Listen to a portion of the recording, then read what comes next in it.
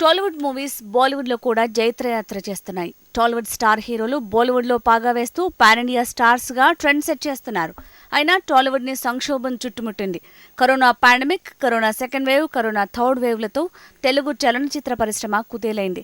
క్రమంగా కోలుకోలేని పలు చిత్రాలు రిలీజ్ కి రెడీ అవుతున్న దశలో ఆంధ్రప్రదేశ్ ప్రభుత్వం తీసుకున్న టికెట్స్ రేట్స్ తగ్గింపు నిర్ణయం, అదనపు షోలకు అదనపు టికెట్ రేట్స్ కి నిరాకరణ సినీ పరిశ్రమలో పెను వివాదాలకు కారణమైంది. ఇటీవల చిరంజీవి, ప్రభాస్, మహేష్ బాబు, రాజమౌళి తదితర సినీ ప్రముఖులతో ముఖ్యమంత్రి జగన్మోహన్ రెడ్డి సినీ పరిశ్రమ సమస్యలపై చర్చించిన విషయం తెలిసిందే.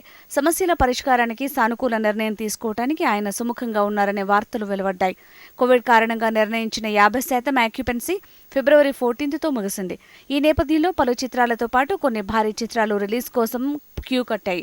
ఎంతో కాలంగా ఎదురుచూస్తున్న ప్రతిష్టాత్మక చిత్రాలు వెండితెరపై సందడి చేయనున్నాయి. సినీ ప్రియుల్లో పండుగ వాతావరణం నెలకొంది. కలెక్షన్స్ ని దెబ్బతీయకుండా 2 వారాల గ్యాప్ లో స్టార్ హీరోల చిత్రాలు రిలీజ్ కానున్నాయి. పవర్ స్టార్ పవన్ కళ్యాణ్, రానా దగ్గుబాటి నటించిన భీమ్లా నాయక్ ఫిబ్రవరి 25న వరల్డ్ వైడ్ గా రిలీజ్ తో టాలీవుడ్ స్టార్ వార్ మొదలు కానుంది.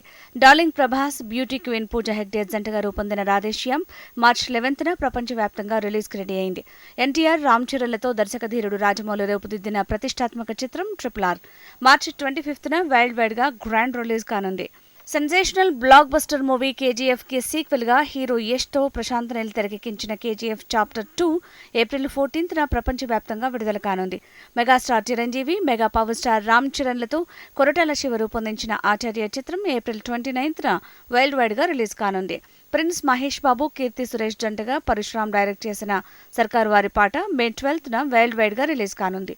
నిశ్శబ్దంగా ఉన్న టాలీవుడ్ లో ఇక నుంచి స్టార్ వార్ రీసౌండ్ చేయటం ఖాయమంటున్నారు సినీ విశ్లేషకులు.